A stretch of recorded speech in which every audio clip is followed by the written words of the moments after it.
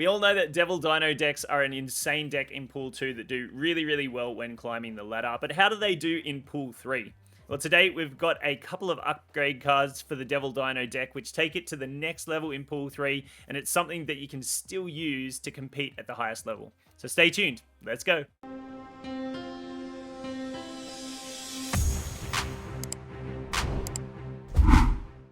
Hey, Milky here, back again with another one. Today we're going to take our Pool 2 Devil Dino deck and we're going to upgrade it with some Pool 3 cards. There's only a couple of Pool 3 cards, so it's actually very easy to build if you've got these cards from Pool 3, and it can take this deck to the next level, and it can be really, really successful for a lot of people when climbing the ladder. So we're going to jump into some games at infinite rank with Pool 3, full collections, and we're going to talk through some of the play lines and decisions that we make along the way as we're playing out this deck and trying to win some games. But first we're going to jump into a deck breakdown and talk about some of the specific cards in the deck and why we've chosen them and why we think that it really suits this deck quite well. Alright, so this is our upgraded Pool 2 Dino deck, and this is the hand-sized version of the deck.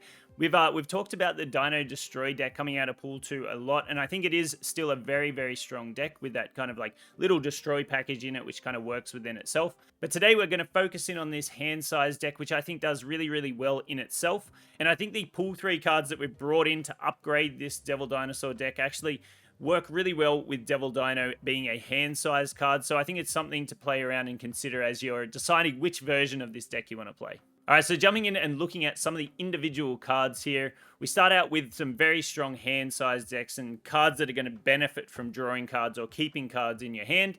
They are Agent 13, obviously, Mantis, the Collector, who's going to benefit from all that random card draw and card gain that you have in the deck, Cable, Sentinel, Moon Girl being a great target for Devil Dinosaur, as we know, White Queen and Devil Dino there to kind of benefit from all of that large hand size at the end of the game. So that's just a very good foundation that we have of hand-sized cards and cards that are going to really benefit a lot of that kind of style of play. Another little combo that we've included just to round out the early game, if we don't draw strong plays in the early game, is Angela and Nightcrawler. They just work together as a great little package that you can sub into a lot of decks as a little combo piece. But it just rounds out the early game if you don't draw, strong plays like Collector and other kind of card gain mechanisms early on. As we said, Moon Girl is a fantastic turn 4 play. If you've got Devil Dino towards the front of your hand and you're able to duplicate him, can be a really, really strong way to round out the end turns of the game. So rounding out the top end of this deck and the ideal final turns in the game, it can be quite flexible, and we've got some cards that can really combo with Devil Dino in terms of producing some great power push or flexible play turns in the end of the game. Obviously, we all know that Devil Dino has this great ongoing ability where you +2 power for each card in your hand, and the rest of the deck really supports that. And a great combo piece for him coming out of Pool 3 is Taskmaster. So the way that Taskmaster would work is when you play Devil Dino down onto the board, when you play Taskmaster on the following turn, he will copy Devil Dino's power at that point in time. Now you will lose 2 power because you are playing Taskmaster and removing a card from your hand, but then Taskmaster's on-reveal effect will copy Devil Dino's power at that exact point in time, which means if your Devil Dino is ever Enchantress or Rogue later on in the game, it won't affect Taskmaster in any way, shape, or form because he just has an on-reveal effect, which is very much point-in-time based. The other great way to utilize Devil Dino in this deck is by destroying him at the end of the game and then duplicating him with Arnim Zola. And I really, really like this play because often people, if they do have Shang-Chi in their deck and they see a Devil Dino on the board, they're ready to snipe it and they're just waiting for that. They're just licking their lips, ready to go. But if you're able to manage priority in the final turns of the game and make sure that you're able to gain priority and gain initiative for that final turn, that Devil Dino, you can keep him safe. You destroy him with Arnim Zola. You add that card, that Devil Dino, with that awesome power to the other 2 locations. You avoid the snipe from Shang-Chi. There's a lot of good stuff you can do there. Because the counter plays to Devil Dino are often happening on the final turn of the game, whether they're an Enchantress coming down or a Rogue coming down, as Shang-Chi, as we mentioned, using Arnim Zola is actually not only providing a massive power push to the other 2 locations, but it's keeping your Devil Dinosaur safe, which is a pretty awesome thing to do for sure. So just something to consider as you're playing Arnim Zola. He also works incredibly well with Death's Domain at the moment, so that's another thing, another tick on the list for Arnim Zola. But I think this has just become a more and more flexible card, especially with things like the Panther decks that are out there at the moment. But even in this Dino deck, I think he does super well and has a really bit of flexible play lines and allows you to play out the final turns safely, as well as getting real benefit on your board. All right, so that's it for the really quick deck breakdown on this one. We're going to go ahead and jump into some games, take it for a spin, and see how we go. Going in here, Miniaturized Lab. Okay. No turn 1, and we have lots of 2-drops in hand, which is interesting. I do like getting the Collector into Miniaturized Lab, just so whatever we do, we can keep pushing power there. I kind of like it. Let's go for this. And he has no turn 1 or 2. Okay. Alright, so we probably want to get at least one thing in there if we do draw Arnim Zola. Alright? I think... Do we want to get... I mean, it doesn't hurt, right? It doesn't hurt to get 2 things in there. So I think let's get the value out of these 2 cards potentially. Okay, nice buffs on Collector. Feeling good. We draw his arrow. That's great. We draw a copy of his arrow. And we steal his Taskmaster. So that's cool. His Electro play was pretty cheeky. Pretty cheeky Electro play. So if we've got a Zola, we can Zola one of these.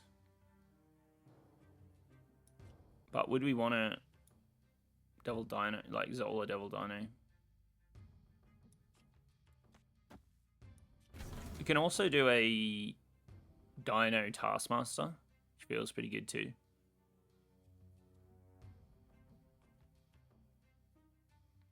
Just want to make sure our hand's full enough here. I think we're okay with this. We're going to have 5 cards at the end this turn.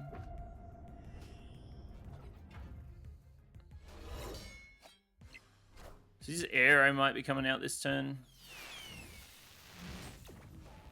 Pulls his Giganto, okay. That's fun. Is there any way we can use his arrow here to negatively affect what he's trying to do?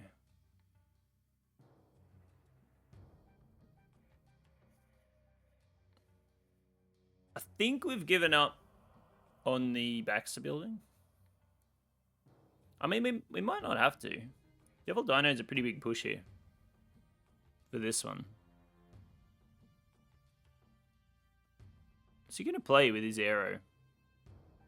I guess it really doesn't matter where... We do also have initiative, so we're going to at least get the Angela trigger. He's played 2 cards here. Sunspot. And he's got his own Devil Dino. Interesting. Okay, so we can, I like the flip here. And we just push lots of power. I really like this play. I don't know. We're going to have initiative, so this is going to get pulled wherever, but... So we have initiative, so his arrow could do some things. His, Do we lose middle if this gets pulled? No, actually nothing will get pulled. I don't have any 4 or 3 drops for Magneto. I was thinking about Magneto. I like this play. I actually like this play. It's pretty cute. It's a pretty cute little play. Assume he's going after... I assume then he was going to go after Gamma Lab. He would have to, right? Kicking on with the Devil Dino deck. And we go straight into Death's Domain. We have Zola if we can draw Dino. So that's something to consider. Probably got to keep a location free for the Dino Zola combo if we get it. Let's see. Savage Land. Okay, Savage Land's rough for us.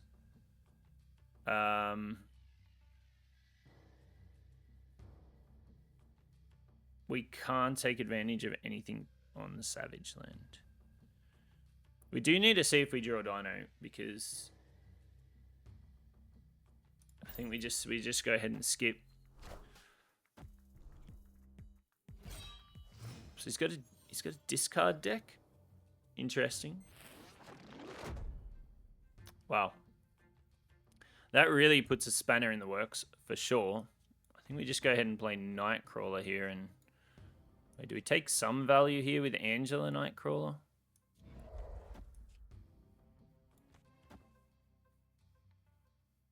I guess we do this. The Cyclops. I'm so confused by this deck.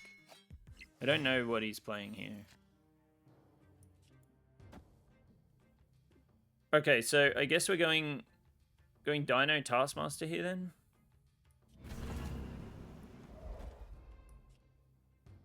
These two just add cards to our hand. This could be a good card. We don't know.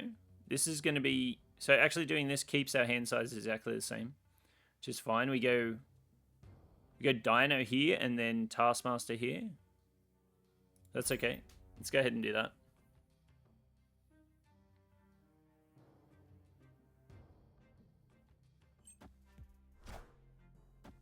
Moon Knight. Discards his leader. We do lose our Zola, so that's okay. We weren't going to be able to do the Zola play because, well, I mean, we could have tried, but it would have been just a roll of the dice there. I think we still go down the same play line here with Devil Dino Taskmaster.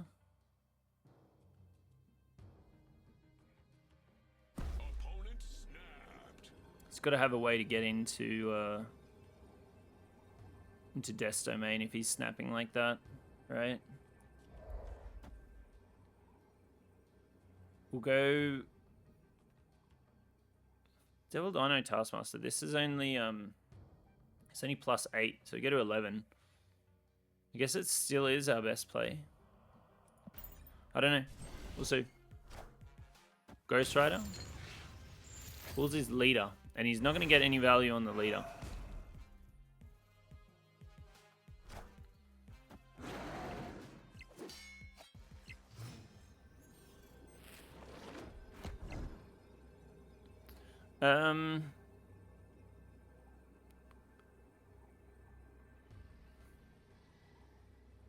This is like counterproductive, hey? Like very counterproductive.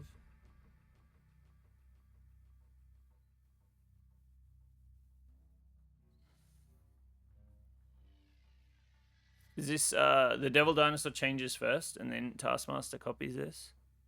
So then you be 2, 4, 6, and then we discard another one for middle. Let's try this. Let's try this. I don't know. We play around like a... Well, I mean, we've already played something. Alright, so the Devil Dino getting discarded does draw us in the middle. Very interesting play here. But we do get out the victory. Kind of a crazy one. I just thought we needed the extra power. I don't know what this guy was running in his deck also. Like, so I guess playing out the Blade did benefit us if he had like a Ronin or something. But like, man, this deck was so random. Okay, another one here. And we go into Strange Academy. I think I'll skip turn 1 just in case we do draw Collector here.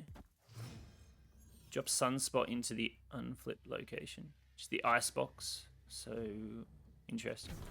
I think it's a safe location to do our stuff. But this also throws a spanner in the works if we do get Devil Dino for the combo. It's a bit awkward, isn't it? Either way. Hopefully this is a safe location. We can do something here. Very cool Agent 13 variant. Super cool.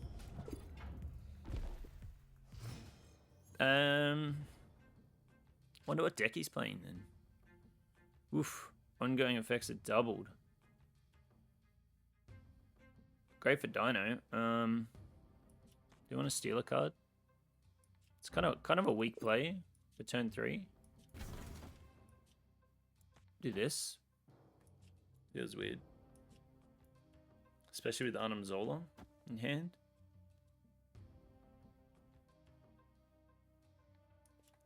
Just play Sentinel.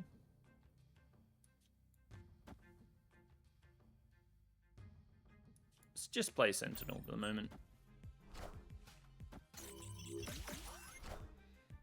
Ironheart, okay.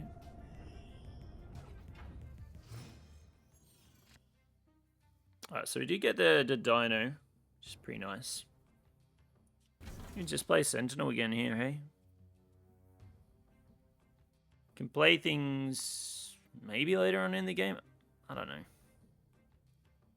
We can't play anything here, and we can't play anything here because we're going to do the combo here, and this is going to move, so... I guess we just skip. A Sentinel skip. That is a very late Psylocke. Is that very late Psylocke? I wonder if he's got a Shang-Chi. Right? I wonder. We could do Taskmaster here. So he's got Odin in? That's going to move. Hopefully that moves to Onslaught Citadel. No, it moves moves to the Icebox, which is okay. Alright, so how does he beat us if we do this? Shang-Chi. Shang-Chi wins him the game. What's our appetite here? Is he going to Odin here? And just trigger those things again. But Odin is risky for him because... Is that a Shang-Chi?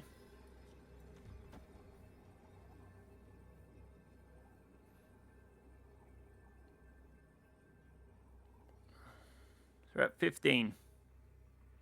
This gives us 15 here, 15 here. This goes 24. We still win. Let's do the Zola. The Zola's just safer. The Taskmaster's cute. More power, but the Zola is safer. I like the Zola.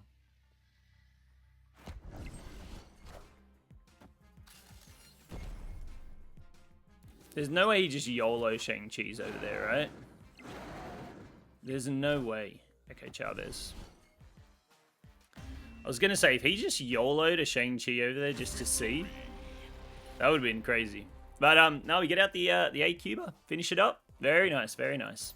That's it for the gameplay with this upgraded Dino deck coming out of Pool 2, the hand size variant, with some upgrade cards coming in Pool 3, which are really just tech cards, which I think make your final turns of the game really flexible, potentially safer, and I think it does really, really well in this Dino deck. Love to hear from you in the comments what your thoughts are on this deck, and if you have other great combo cards coming in Pool 3, or just other combos you like to run in Dino decks, or maybe they're the Destroy variant, or whatever it might be, we'd love to hear from you. Alright, that's going to wrap us up for this one. Really hope you enjoyed the video. Thanks so much for joining us. If you'd like to subscribe to the channel, we'd love to have you on board here. Also, if you liked the video, you enjoyed this one, definitely give the video a like. It really helps us out.